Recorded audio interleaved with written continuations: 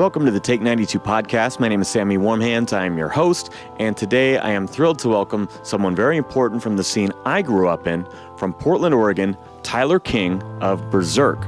Now, if you were around in the late 90s or early 2000s, you would know Berzerk. They toured with AFI, Death by Stereo, played some shows with Propaganda. We're going to talk about all those things and much more. We're even going to play an unreleased song at the end of the episode. Stay tuned for some Northwest history with Berzerk. Well, I just spent the morning revisiting the Berzerk CDs that I have and going back to those memories. You know, I first saw Berzerk in the year 2000 with AFI. I went with my band. We were all in 8th grade. EPD? Yeah. It was June 2000, and it was $7 at the door. So this is Nitro Records AFI. This is not famous AFI. Maybe very proud of you. No, it was Black Sails, but Black Sails. I just thought that was great. Your guys' first record was out at that point. It came out in 99. How long had you guys been together? Because that was my first exposure.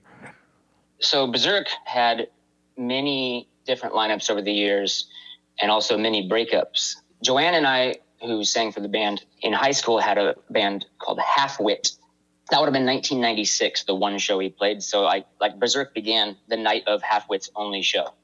And Half-Wit was Nirvana songs and Hole songs basically reworked and then we'd take those riffs and just rearrange them, slap some original lyrics on them, and those were Half-Wit songs. Nice.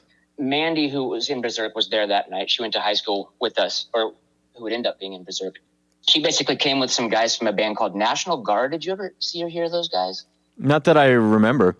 It's funny looking back because they were like legends, in my high school scene and like in the little Portland scene at the time. They went on to form Backside Disaster, another Portland hardcore band that was pretty awesome back in the day. But so 1996, I guess, was the very origins of Berzerk. And wow. we released a 7-inch, maybe a year into being a band on Recess Records. Everything happened pretty fast for us. We played weekly shows at the Paris Theater, like sort of right off the bat when we had like 7 or 8 songs. Oh, wow. One of those shows was with a band called FYP. The singer of that band, Todd Congelier, owned Recess Records. And the night of the Half-Wit show, when those National Guard guys came, they basically were like, she has a cool voice, you're kind of interesting, but your guys' music sucks. And yeah, here's a tape, this is punk rock, listen to this, play fast, and start a band with these guys over here, and introduced us to a couple of guys who would make up the first lineup of Berzerk with me, Mandy, and Joanne. And the next day, I think we were practicing at my parents' house, like trying to cover FYP songs and AFI songs, Gorilla Biscuits, Minor Threat, whatever was on the tape. We just tried to learn that and copy it. Yeah.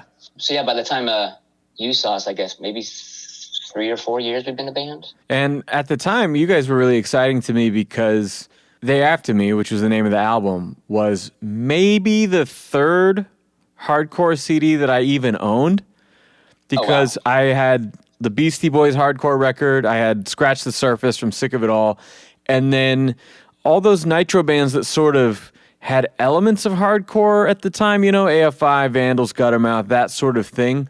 But seeing you guys, it wasn't like, oh, wow, I'm seeing a female-fronted hardcore band. That's unique. It's like, wow, I'm seeing a hardcore band live. I had never seen that before, And what a trip. Yeah, so it was a really cool thing for me to have, seen you guys there when I'm 14 or whatever, and then a couple years later, we're doing shows together and sharing the mic, doing the backup vocals and shit. So that was a really cool experience for me when I was starting out.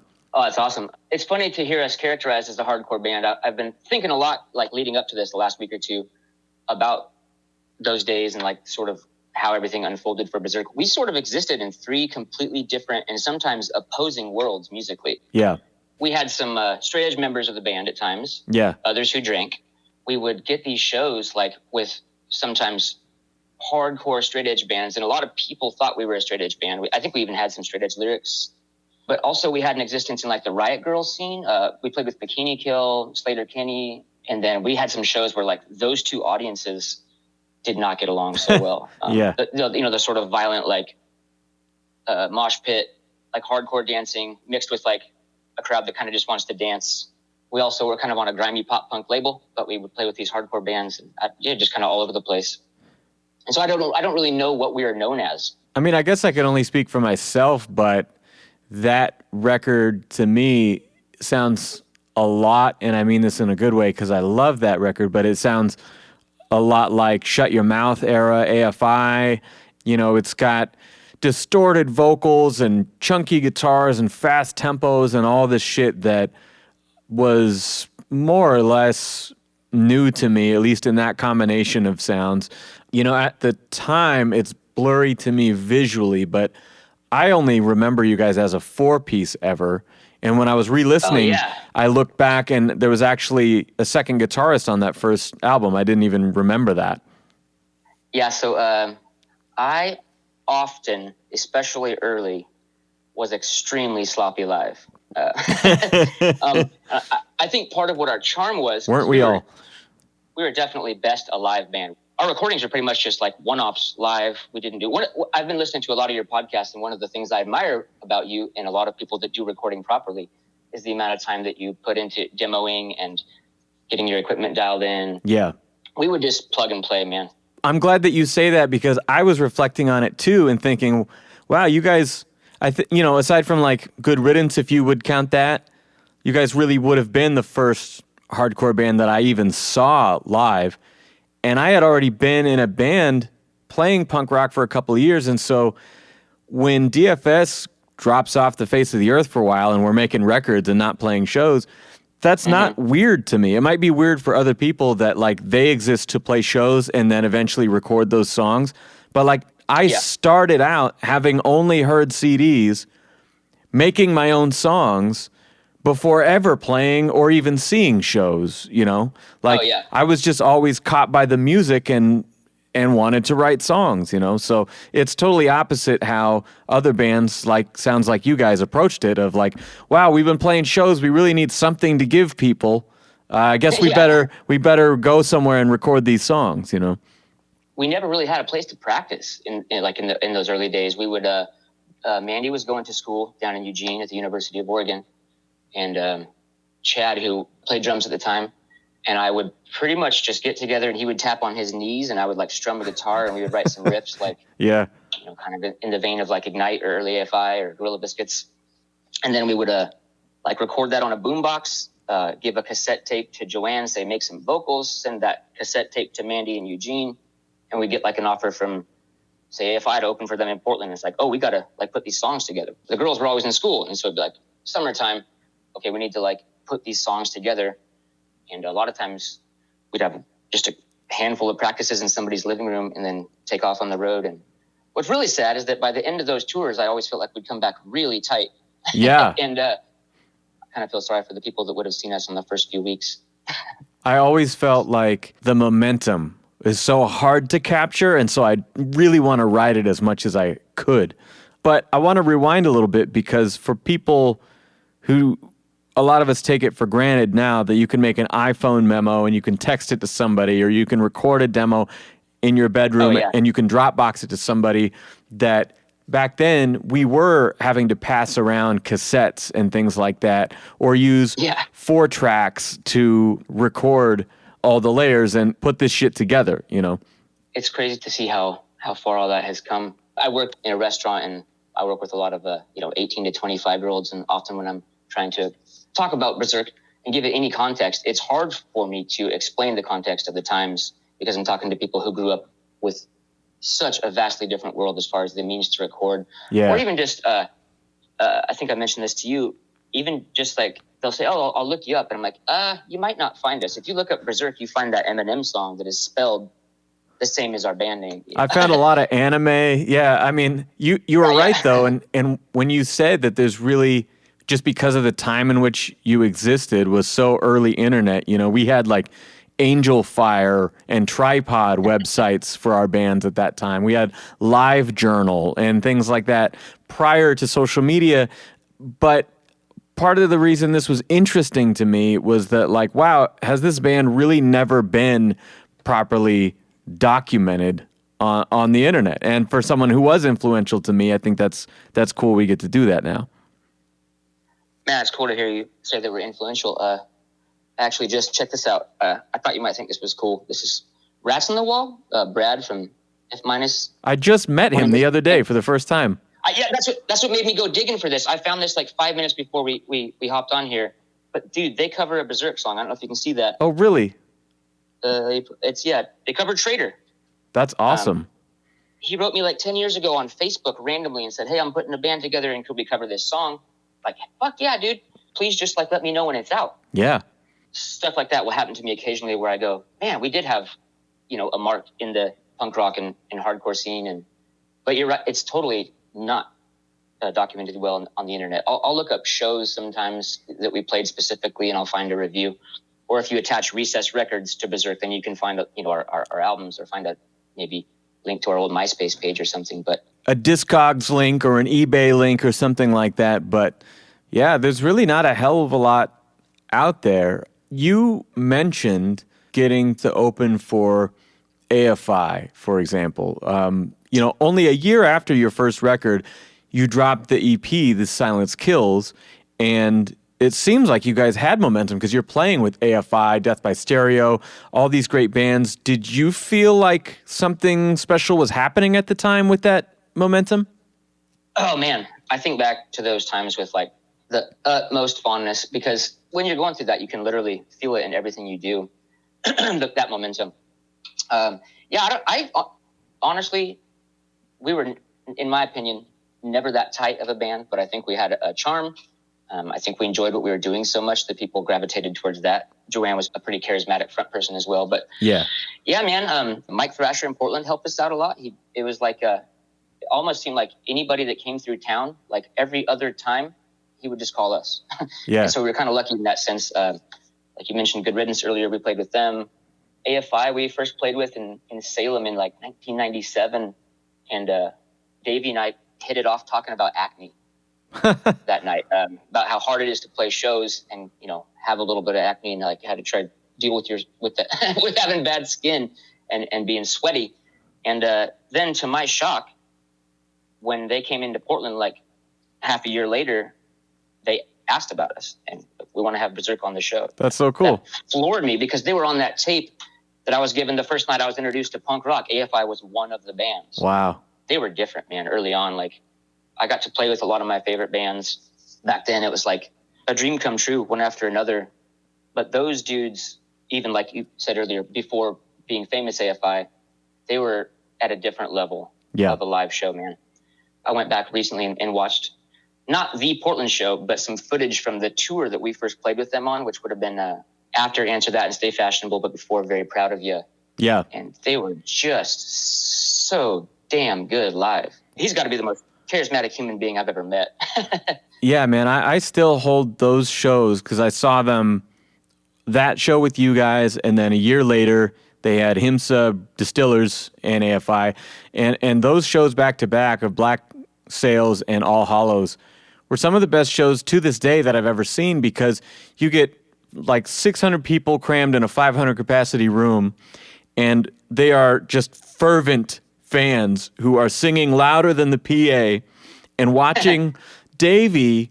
And again, this is not a big established band yet, but watching Davey Christ walk into the crowd and they just hold him and he just puts his arms out as far as they can reach and just stands there while the fucking band builds up the tension behind him. Like, I've never seen anything like that since, No, man, they did it right. I learned a lot. There was a stretch where we played with them, I think almost every time they came through Portland, late 90s, early 2000s. And man, we took so much from their live show. Yeah. As early as the Answer That and the Very Proud of You tours, they were like stringing songs together. Yeah. They ended with the same chord. 1, 2, 3, 4 songs in a row, no let up, pure momentum, pure energy, like not letting it die down, not trailing off or tuning or like at the wrong times, but like at planned times. Yep. And when we would get together before going on the road or something, I was constantly saying things like, maybe we could do this kind of like AFI does. Yeah. maybe we need an intro like AFI had. Maybe we could string our songs together like AFI did. I think the second time I saw you was with them at the Crystal, and a brand new band that nobody had really heard of that was getting some buzz, produced by our friend Paul Miner. Yes, Thrice. And I was blown away by them because I was like, oh, these guys sound kind of like our friends from Eugene, Dead Even, if they listened to a bunch of Master of Puppets or something, like I thought, wow, like this is really cool. It's kind of blending these two sounds that I didn't really think would go together. What do you remember about seeing them for the first time? Oh man, Thrice always have been amazing. I think we played their first ever out of town show. Really? I could definitely be corrected on that if I'm wrong, but in my memory, we were on tour with a band called Toys That Kill from Recess Records. Mm-hmm. Some label mates of ours. We played at Skate Street in Ventura, California, like famous from the Tony Hawk game. Mm-hmm.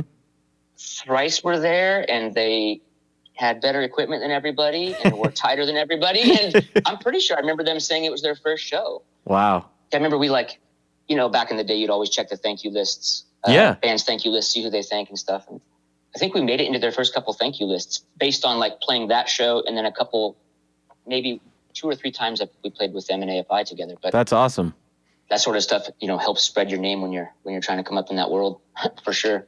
You were talking about being tight with Thrasher and getting to open a lot of those shows. For anyone who doesn't know, Mike Thrasher was and remains, right, I believe, a major, major promoter in Portland. And I wondered, did you guys wind up playing a lot with 800 Octane? Because they were also on a ton of those shows. Did you know Mike Thrasher passed away this past year? No, I did not. Oh, yeah. That hit Portland pretty heavily because he was a big just punk rocker himself. Yeah. But yeah, he did a lot for the Portland scene. There was a stretch, to get back to your question about 800 Octane, where we were playing with them in like 33. Yeah. But we sort of existed in like slightly different scenes and times. Back then, we didn't all go together. It would just be like you would kind of play with like-minded bands more than like-sounding bands. That is true. Well, and I mentioned that earlier, like existing in multiple scenes. Like we opened for Earth Crisis and sounded nothing like them, or we would play with Anti-Flag and we really didn't sound much like them, or we played with Bikini Kill, also didn't sound like them. Yeah. I always felt like, I've heard you mention this on a few of the podcasts you've done about DFS not quite fitting on a lot of the bills that you play. Yeah, we did a couple tours where it seemed like the promoters didn't quite know who to put us with because no one else was that fast and aggressive, or even back to this day's end when we're using a lot of different influences and trying to make our own thing, that we would wind up on punk shows or hardcore shows or pop punk shows. And, it just kind of, we all know these guys, right? They can fit. You end up on some strange shows on tour that way. Yeah. When you're trying to connect some dots and someone doesn't quite know who to put you with, or maybe they don't even have a band remotely like you in their town. The first U.S. tour that we did, we had a lot of help, or maybe even was booked for us by Todd from Recess Records.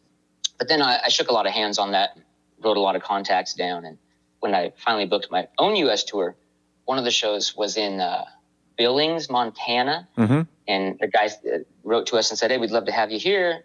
I'll put together a punk show. Well, we show up and there is no punk show, was his words. Sorry, the punk show got canceled, but we got you on a metal show. Like, okay, well, we kind of, listen to Slayer. We had just got back from doing a week with Death by Stereo, who exists sort of in the metal world. Yeah. Yeah, we can. Perfect, Well, his description of metal was something different than I could have imagined. It was basically a biker rally, 30 miles outside of the city, full of bands that, to me, looked like they were existing in a different decade than we were currently in. The first band started off with, I am smelling like a rose that somebody gave me, whatever that song is, and proceeded to do 10 metal covers, I say in air quotes. Yeah. But we played to 4 or 5 teenagers while bikers angrily stared at us from 100 yards away. It felt like we actually ended up bailing out of there without getting paid because there was a stabbing. Oh God. Or something. As soon as it got dark and people became more intoxicated, it got sort of violent feeling, and we just left. Yeah. And existing on the type of money that we were getting paid back then, we needed that money, whatever we would have gotten paid, but we just chose to leave without it that night. So we were talking about kind of the era in which we came up. Now, you had some connections, right? Some things on your resume in terms of bands you were playing with and Recess Records and things like that. But for anybody who is doing it now, you know how hard it can be to book a tour with all the technology we have available today. What was that like for you guys booking your first tours? I mean, I know you had been in Maximum Rock and Roll and certain things, and people had, I guess, an awareness of you in some places, but I mean, how hard was that to get off the ground? Difficult at times. I would find it would be really easy in places we had played before, or that like Recess Records had some connections, but filling in the holes often was just a lot of, did you ever have Booked Your Own Fucking Life, the magazine? No, but I'm aware of it. I had one of those. It was just, I think, a nationwide magazine, basically people advertising that the venues they had, or you'll come play at my house, and it's like it would give you a phone number. And it's like a punk rock phone book. Totally a punk rock phone book, a punk rock Yellow Pages, Book Your Own Fucking Life. I don't know if it's still around, or probably wouldn't need to exist nowadays. But I had one of those. I would go that route. I'd just ask people in other bands. I remember having just a notebook and a map and trying to draw lines and figure out distances. And I remember planning for months and thinking I had it together, and still ran into problems, still running to show up somewhere that doesn't have a PA, or I thought you guys brought the PA. Nope. We're just in a van with no room for a PA. How far did you guys end up traveling when you would headline your own tours? As far as New York and Florida, we did. Wow. Often it was a mixture of headlining and opening for other bands, and or I would book a tour around something that came up. If we had a couple really cool opportunities in like LA or Phoenix or something, like, oh, well, that kind of looks like the beginning of a tour, and if it happened to be during summer, we'll just piece it together and make something out of it. We did a lot of West Coast stuff. Yeah. Because it was easier with the girls being in the band to be gone for a shorter amount of time. I think we only did 3 full trips around the U.S. How about you? Have you done full U.S. tours? With all the touring I've done, I haven't made it to the East Coast. I think the farthest I've been is like, Chicago, St. Louis. That sort of is the line there, Kansas City, like. Did you ever play Fireside Bowl in Chicago by chance? No, I haven't. A converted bowling alley turned punk rock club. I don't know how long it was around, but that place is pretty awesome. Most of my touring have been West Coast, Midwest, or Southwest, like mini trips out to Minnesota, because that's where my label is based. Crush Kill Recordings. We've had a lot of love down in like Phoenix, Albuquerque, that area, you know, but never hit with any frequency too much on the East. You could probably argue that maybe we shouldn't have made it as far as the East Coast because it made for some pretty long drives. But I think I just sort of decided we're going to New York, we're going to Florida, made it happen. I remember having a full U.S. tour lined up with Recess Records. It was called the Recess Vargas Tour. It was going to be like the Dwarves, FYP, Quincy Punks, ourselves, a couple other bands. And we had like 10 days prior to that, we had 2 dates with AFI, which ends up also being Death by Stereo's first tour. Those dates were supposed to be AFI, Death by Stereo, 88 Fingers of Louie, and Berzerk opening just the Portland and Seattle dates. Yeah. And for anybody who doesn't know, so like prior to Rise Against, a lot of those guys were in a band called 88 Fingers Louie. You were supposed to go out with them for a couple spot dates, right? Yes. Just Portland and Seattle. And the story that's about to unfold is sort of indicative of how I did a lot of things back in the day. I don't know if I've even told this to my bandmates, so they may be hearing it for the first time. Some point during the night of the Portland show, after like meeting the Death by Stereo dudes and immediately hitting it off, that's a whole other story. Those guys, some of my favorite human beings in the world. And I've listened to your podcast with Paul. It's awesome. And Mike, who I actually don't know, I don't know that incarnation of Death by Stereo personally. Yeah. Or some of the earlier lineups, Jim Miner and so forth. Anyways, that night, somebody said, 88 Fingers Louie's broke up. They're not going to make it. And sure enough, they did not. And in my mind, instantly, I was thinking, how many dates till we have to start this Recess Vargas tour? Yeah. I just sort of decided that we were going to take 88 Fingers Louie's spot without consulting anybody.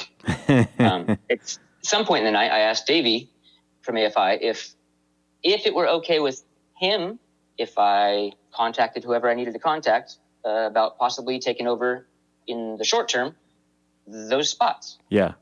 He said, sure, that'd be great. But I think it was Tara at Leave Home Booking is who I'd have to talk to.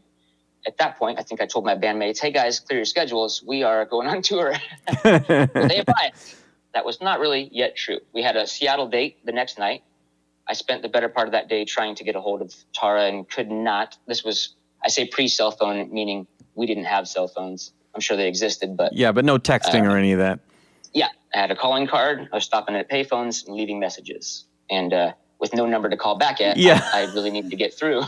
Yeah. So we did the Seattle show, came back to Portland, and that was a pretty important spot because Boise was the next date. So we could have stayed home or we could leave for Boise. I still didn't have a yes, but I had told the rest of Berzerk that we're going to Boise for this show. And also, by the way, I told my bandmates, I think that the reason that we were stopping for these payphone visits was so that I could work out the itinerary. But really, we were 200 miles down I-84 before I spoke to her and got the yes. You guys are on tonight. Bogies in Boise, Idaho. I'm like, sweet. That's amazing. In 2 nights, I learned as much of the Death by Stereo album as I could. Listen to it. If Looks Could Kill, I'd Watch You Die on repeat, man. Love that record. So that I could sing along, in Boise. Yeah. And obviously, I also know all the AFI lyrics because, as we mentioned earlier with watching Davey, you want to know all the lyrics. You want to be up there singing along.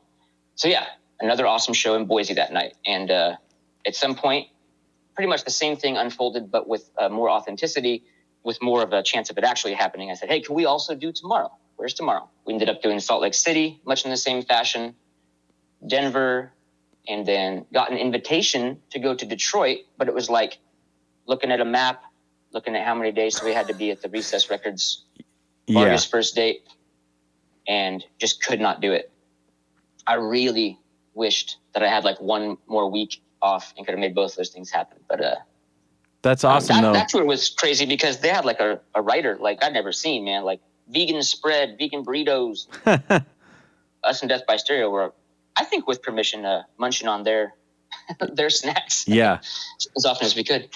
Well, and it's funny to think about because I probably knew of Death by Stereo a little bit after the first record, but that was around when I got into them. And, they're on Punkorama comps and have this Epitaph affiliation, before the second record drops. And so to me, they're like, wow, these guys are huge, like Bad Religion, right? But no, really, they kind of started at the same time as a lot of us, and we're just out there working it.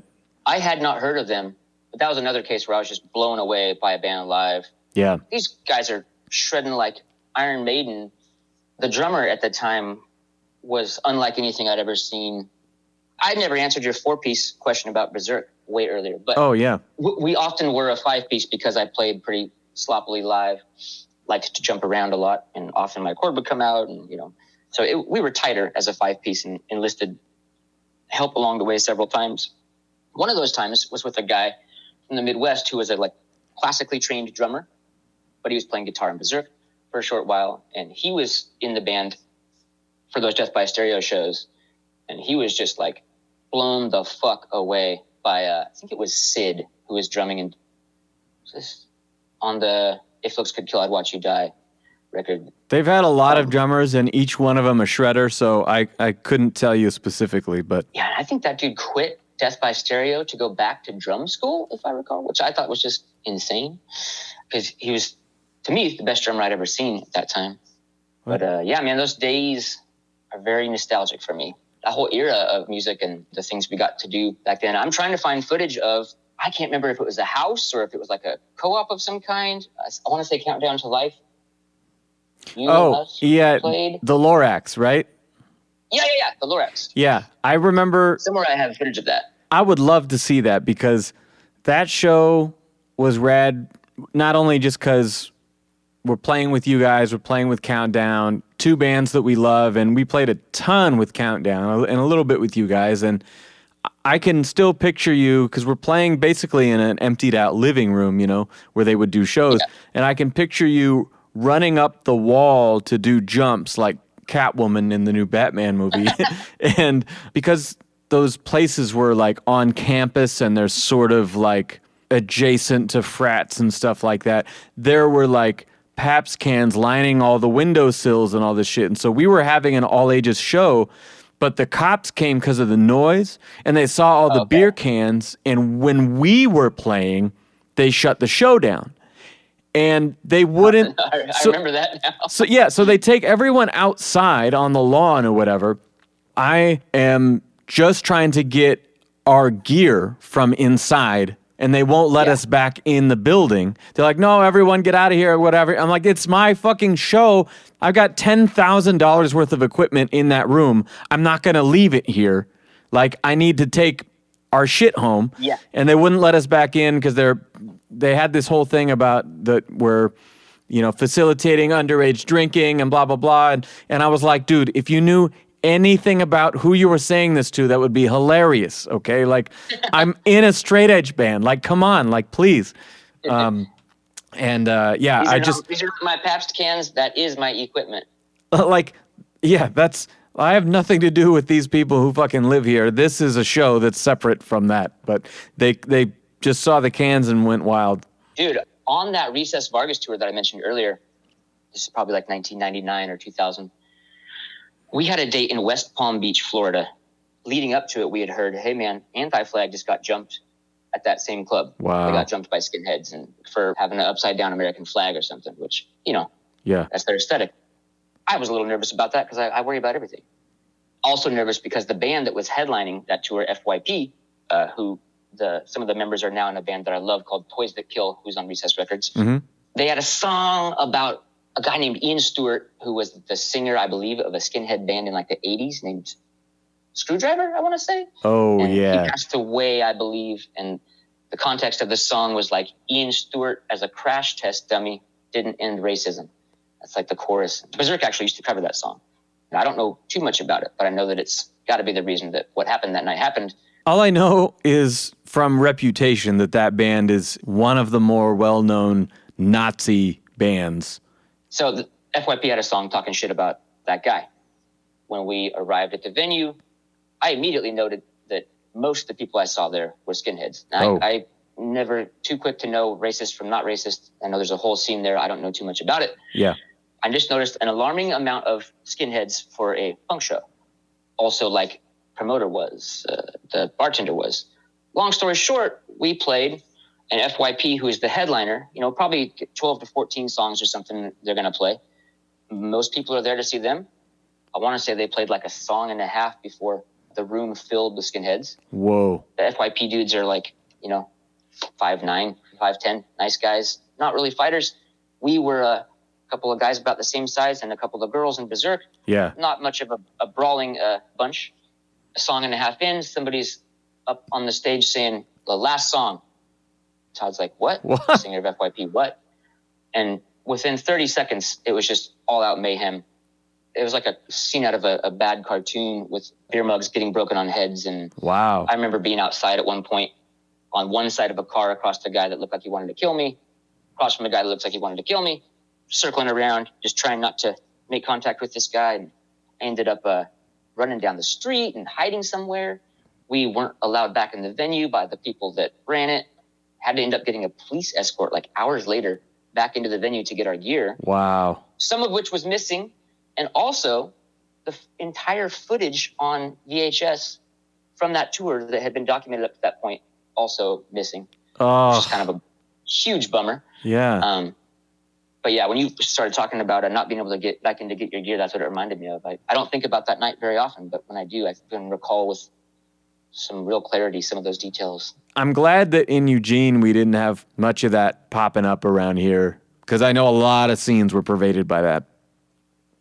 Yeah, I think when it comes to confronting skinheads live, the all-time kings have to be Propagandhi. I have seen some footage from like the Gilman.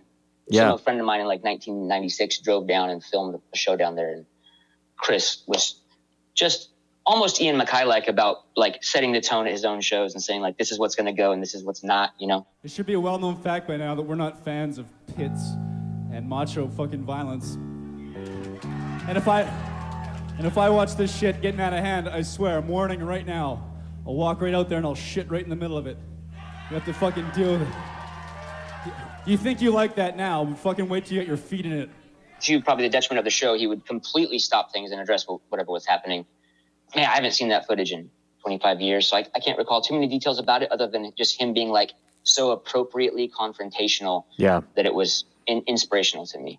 That was one of the reasons that we broke up, I think, at the end of 2005. It was like there were bullshit fights at shows over and over, and like, you know, we'd carved out our place, you know, like, so I first see you guys in AFI at the Wow Hall in 8th grade. Well, by then we were headlining that room and throwing our own shows, and it was great, you know, but we're having to stop mid-song, and Chris, our bass player, would take his strap off his shoulder, throw his bass on the ground, and jump into the crowd and like, get this guy the fuck out of here or we're not going to play another song, you know, and shit like that kept happening until I was like, I'm gonna go make an acoustic record. This fucking blows. And less than a year later, me and Chris started DFS instead.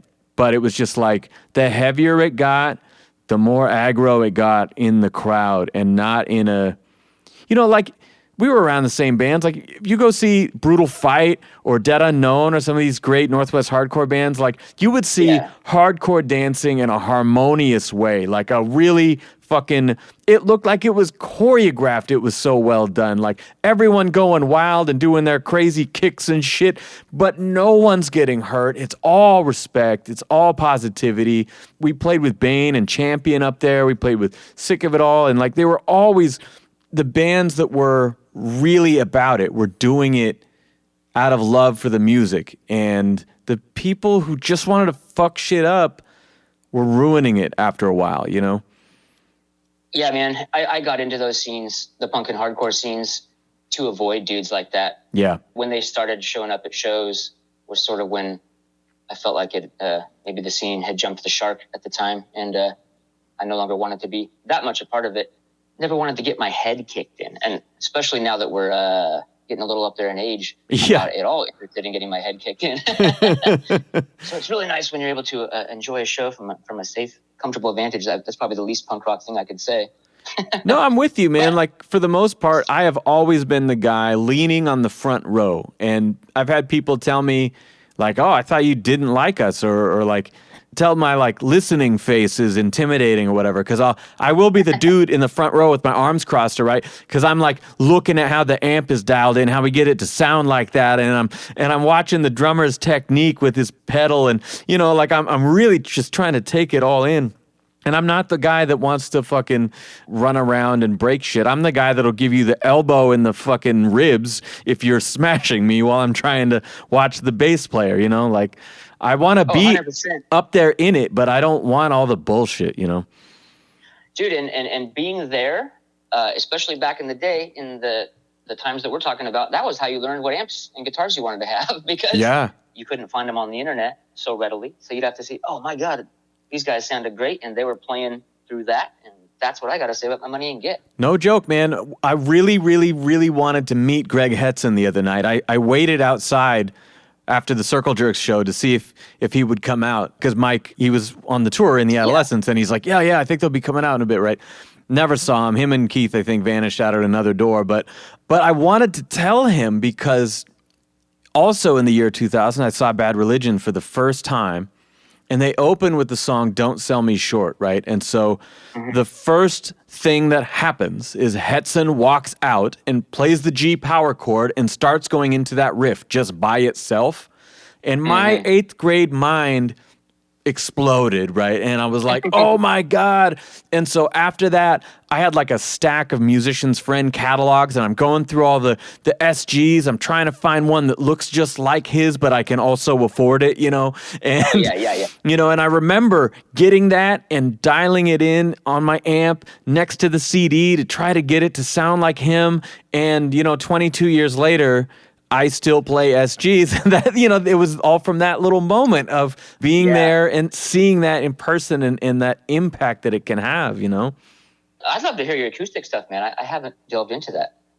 Yeah, I just dropped a recent one, a covers record called Stolen Songs for everything from the Dixie Chicks to the Interrupters, the Boss Tones, whatever. Like, Oh, wow. It's all over the place, but done in acoustic songs. I'll have to send it to you. But we were talking about Propaganda. You said there was an interaction you guys had with Propaganda. Dude, yeah. Did you know that Propaganda's early releases were on Recess Records? No. I've got it right here, though. I don't know Holy shit. I don't have the cover, but this is Propaganda I Spy split 10-inch. Wow. Yeah, so I've also dug this up. I used to show this to people, Berzerk, like 2 spots away from Propaganda on the Oh, yeah, yeah. But this is a Recess Records sampler, and I used this sampler to write to the band way before we actually ended up playing with them. I wrote and said, hey, we're a Recess Records band. In my memory, they just weren't touring a lot when I sent the email. So some time passed, but I just wrote whatever contact I could find, and hey, if you guys ever come to Portland, we play a lot. We'd, be like awesome if we could open for you guys. Years later, Berzerk had just broken up, 3rd or 4th time, but we were definitely not playing shows. And I got the email like, all right, here's the dates. Sorry it took so long to get back to you, but we're coming and we'd love to have you guys on the show.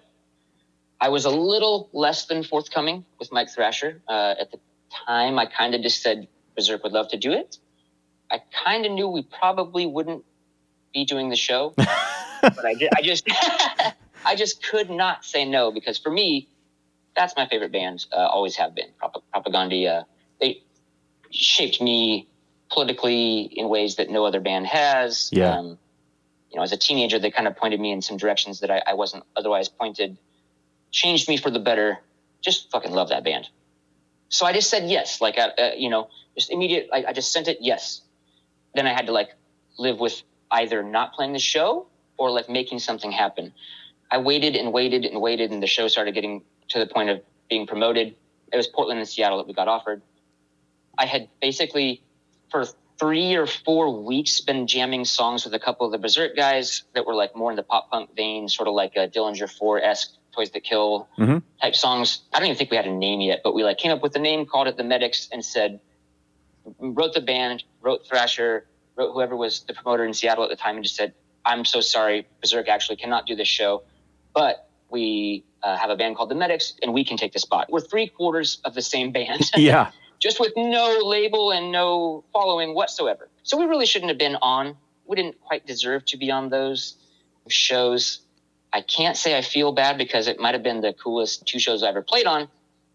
But yeah, my band, the Medics, I think we had 5 songs, ended up opening those shows. And that was the Potemkin tour, I want to say. Potemkin City Limits. That's great, man. Yeah, I think that in hearing more of these stories from you, this explains why. I mean, we've known each other a long time, but as acquaintances, I think we more follow each other's work than really know each other. But just hearing how for guys like me, playing those shows and meeting those artists that meant something to me is the most significant thing. And so people have called me an opportunist or whatever, but I see those moments as once in a lifetime experiences and memories, right? I value that more than anything, right? It's why I can write a book about my life, and people are like, how do you remember all this shit? I'm like, because all of those shows and all of those records and all of those collaborations or whatever, those are ingrained in my DNA. I couldn't tell you about a birthday party or a family vacation, or I couldn't tell you those things, but I can tell you every single record, every single show, because those things are why I live, That I completely understand. The only thing that I guess I could say has changed that for me is having kids. Yeah. And so now my focus has shifted to that, and a lot of the meaning of my life now I place there. But as far as the early part of my life, it was all about that, man. And it's a small world, but it's an even smaller world, I feel like, in the punk and hardcore communities. Yeah. Just looking at some of the threads that we share, Countdown, Death by Stereo, some of the venues and bands. Yeah. The friends you make, those are my favorite places, my favorite people in the universe. For me, also the Toys That Kill and the Recess Records crew, everybody that I played with in Berzerk, those are just my best friends. Yeah. And some of them you still know to this day. I mean, like, I'm pretty sure my straight edge band Outreach played our last show or second to last show with you guys at one of Nate Allen's Roseburg shows, because he would promote for all of us down there. So many little connections, and these are people that I've now known for 20 years or something, and we're all kind of out there doing our own projects still, and that's inspiring to me, because a lot of times I feel like I'm the only guy left from the old scene, you know? Like, I go out to a show, I'm the old dude, I don't know who any of these fucking bands are, you know? Dead Fucking Serious has existed for long enough, but it's not like we're part of the community or anything. And so I feel a lot of times like I'm just out to sea. But knowing all of you guys and seeing you still dropping shit like that, it's so cool to me that, you know, Nate lives in Kansas City and is still touring and making cool records. And you were showing me Preach Around. And, you know, it's like if Tony Iommi wrote punk rock songs or something, you know, you were showing me General Electric, you know, which I watch the Bridge City sessions, and it's great to me. Like, yeah, there's Mandy from Berzerk is also in General Electric, and that just sort of came about because for years of not doing live music, I had a bunch of acoustic songs, and she was like, hey, we should plug in some amps and make this a band. And so we all sort of had the time to do it, and we haven't toured or anything or even attempted to, but Mandy, I'd be remiss if I didn't mention, has an awesome record label called Nadine Records, and she has subsequently released My Acoustic CD. That was her first release. It was just a compilation of a bunch of random stuff that I've recorded that she slapped together and made an album out of. But she works at a vinyl pressing plant. Oh, nice. Cascade here in Portland, and so she's able to get some dope-ass looking records made, I think at maybe a slight discount, and she started a label and puts out bands she loves, a lot like a lot of the Discord or Recess. A lot of my favorite record labels are just people that put out records by friends' bands. Yeah. I love that you point that out. I'm going to have to go watch those videos again, because I remember going, oh, this rhythm section is great. Like, I really like it. And I didn't even, because it's been so many years, I think you and I have kept in touch a little bit, but I didn't even recognize her. So I'm going to have to rewatch it now. So what did happen to Berzerk? Like, was there a breakup, or was it just sort of fizzle out over time as everyone's spread out? I've never actually said this publicly, but I've been thinking a lot about it in this last 2 weeks, and I talked to my wife about it and decided it was a good idea to be upfront about it. Basically, I started getting into like opiate pills. I was working in tattoo shops, you know, with friends, because it enabled me to like go on the road and not have a serious job. I could just work for cash. And that led into like worse things. And I had about 3 really dark years with that stuff, man. About as dark as like life could get. Yeah. My bandmates in Berzerk obviously didn't support it, and so it fizzled out for that reason. Around what years are we talking here? What period this is like 2003, 2004 would have probably been the end at that point. Okay. We have since done one reunion show 4 or 5 years ago here in Portland. We reunited. There's a comedian, Gabe Dinger, who grew up in my neighborhood, who was moving from Portland to LA. Yeah. He was having this big like goodbye bash. And I guess we were one of his inspirations as a teenager. He's like, oh, if guys from my neighborhood are playing with AFI and playing with Good Riddance and some of his favorite bands, he's like, why can't I open for Bob Saget? Why can't I open for sort of like he drew this parallel between us and himself. We basically were his house band. Nice. And it effectively became like a Berzerk reunion show. It was awesome, man. It kind of brought everything full circle for me. I've been clean for almost 15 years. Awesome, man. Congrats. And it seems like a different life. It seems like somebody else's story I'm telling when I think of that stretch of getting into that stuff. But that was sort of sadly what it probably would have fizzled out on its own anyway. Joanne was becoming a teacher. I think we were all kind of getting into different music, but that definitely drove the nail in the coffin. I mean, I mentioned that I am straight edge, but the reason I'm straight edge, like a lot of other people, is just because of other people in my family had gone down those paths already. And so I had already kind of seen and known that stuff. And so I don't want you to feel like, oh, this guy's judging the shit out of me, because I think it's awesome that you were able to bounce back from that and start a family, keep making music, and do everything that you're doing, man. So congrats. Thank you, man. I think one of the main reasons I wanted to mention it is just thinking like, probably not, but hey, maybe somebody hears this who has a sibling who's going through it. Maybe someone hears it who's going through it themselves. And, you know, when you're in that world, you hear a lot of like doom and gloom and like nobody gets out type of stories. And mine is completely different. Completely turned my life around. I couldn't be happier. Couldn't feel more at peace with everything.